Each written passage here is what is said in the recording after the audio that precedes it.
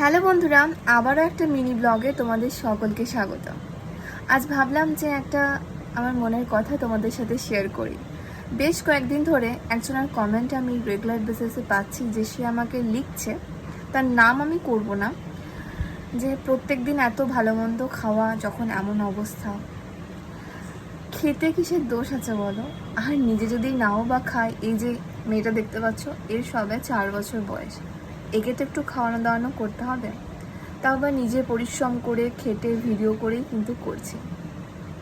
আমাদের তো মোটামুটি হয়েই গেছে বলতে পারো, কিন্তু এর তো এখন সারা ফিউচারটা বাকি আছে। একে তো একটু ভালো দুধ, ভালো মাছ মাংস খাওয়াতে হবে, তার জন্যই কিন্তু এই সমস্ত কিছু করা।